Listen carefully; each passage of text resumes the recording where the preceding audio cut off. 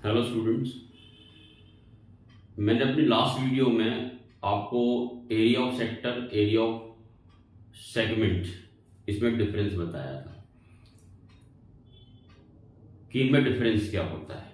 और मैंने आपसे कहा था कि नेक्स्ट माय वीडियो मैं आपको ये बताऊंगा कि एरिया ऑफ सेक्टर कैसे निकालते हैं। अब वो मैं बताने जा रहा हूं, बट अगेन क्योंकि मेरी वीडियो की अभी शुरुआत है, बार बार मैं आपसे एक बात कहता हूं, अभी भी कहूंगा कि आप जो कुछ भी कर रहे हैं फिलहाल उसको साइड में रख दो और आपका पूरा ध्यान अब वीडियो पर होना चाहिए।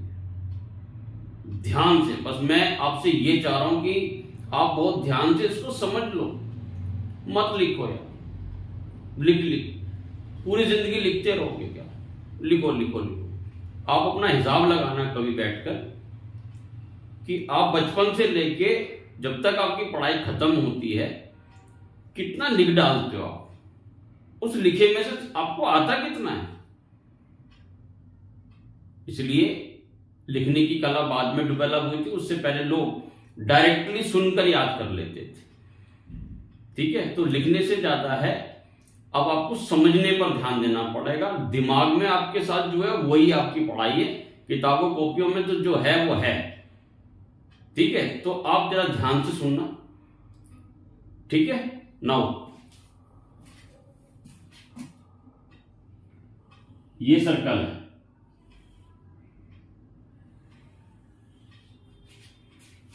ठीक। ये इसका ओरिजिन हो गया ओ, और ये हो गया आपका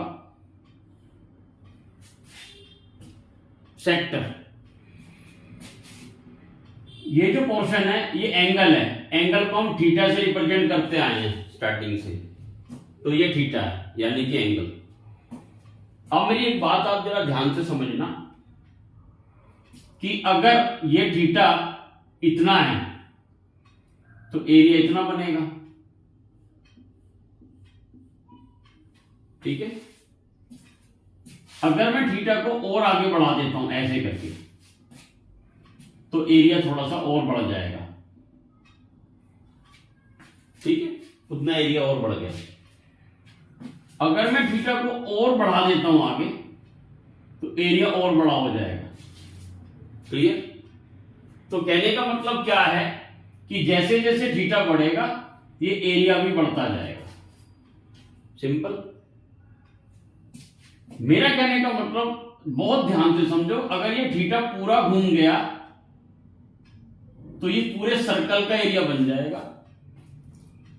और इस सर्कल का जो एरिया है उसका फॉर्मूला आपको मैंने अपनी वीडियो में पहले समझाया हुआ है। एरिया ऑफ सर्कल होता पाई आर स्क्वायर। ये मैं यहां नहीं बताऊंगा भी, अगर आपको देखना है तो मेरा वो वीडियो आप देख लीजिए स्क्रॉल करके, मैंने वहां पर बहुत क्लियरली आपको समझा रखा है। आज मुझे समझाना है आपको एरिया ऑफ सेक्टर। तो अब मुझे बताइए, मैं आपको बोल रहा हूं कि अगर सेंटर पर जो एंगल है, सेंट्रल एंगल, अगर ये 360 डिग्री घूम जाता है पूरा तो एरिया पूरा आ जाता है। तो मैं लिख रहा हूं इफ, यूनिट का फॉर्मूला, यूनिटरी मेथड जो है मैं उससे आपको समझाता हूं। इफ एंगल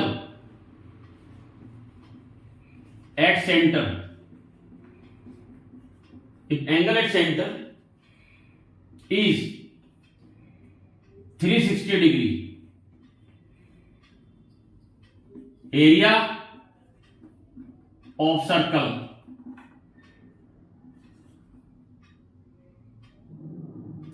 क्या होगा?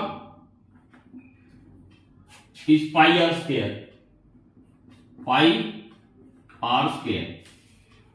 दोबारा सुनिए, अगर सेंटर पर एंगल पूरा घूम जाता है तो एरिया भी पूरा हो जाएगा, क्योंकि जैसे जैसे मैं थीटा को बढ़ा रहा हूं एरिया बढ़ता चला जा रहा है। अगर मैं थीटा को और बढ़ाऊंगा एरिया और बड़ा हो जाएगा, पूरा घुमा दूंगा पूरा एरिया आ जाएगा। इसका मतलब अगर सेंटर पे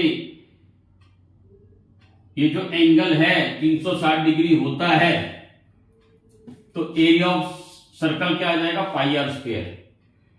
अभी इसको आप छोटा है तो हम सेक्टर कह रहे हैं, पूरा घूम गया तो हम सर्कल कह रहे हैं, लेकिन वो भी एक पूरा सेक्टर ही मान लीजिए। If angle at centre is 1 degree, अगर 1 डिग्री का ये एंगल है, area of circle will B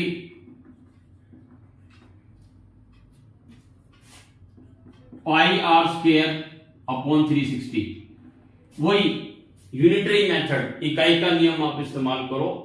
अगर सेंटर पर एंगल 360 हो गया तो ये पूरा एरिया आ जाएगा, यानी कि पाई आर स्क्वायर। और अगर सेंटर पे एंगल 1 डिग्री है, देखो 360 डिग्री था तो इतना, और अगर 1 डिग्री है तो 360 से उसको डिवाइड कर देंगे इस एरिया को, ठीक है ना, क्योंकि इसमें 360 डिग्री होता है। अगर मैं 1 डिग्री का निकाल रहा हूं तो पूरा एरिया था पाई आर स्क्वायर, तो उसको मैं 360 से डिवाइड कर दूंगा। दोबारा समझो, आज आपको सोना नहीं है जब तक इसको ना समझो, क्योंकि जब इसको समझकर आप सोओगे तो सुबह आपकी पावर माइंड की बढ़ चुकी होगी, आपका कॉन्फिडेंस बिल्डअप होगा। कॉन्फिडेंस बढ़ाने के लिए हमें पढ़ना चाहिए, ये कॉन्फिडेंस ही आपको एग्जाम में अच्छे मार्क्स दिलवाता है। दोबारा सुनो, अगर सेंटर पे एंगल 360 है तो एरिया पाई आर स्क्वायर होता है, इस पूरे का एरिया। और अगर एंगल सेंटर पे 1 डिग्री है, 360 है तो पाई आर स्क्वायर, 1 डिग्री है तो पाई आर स्क्वायर के अपॉन में कितना आ जाएगा 360। और अगर if angle at centre is theta, अगर सेंटर पे एंगल थीटा है,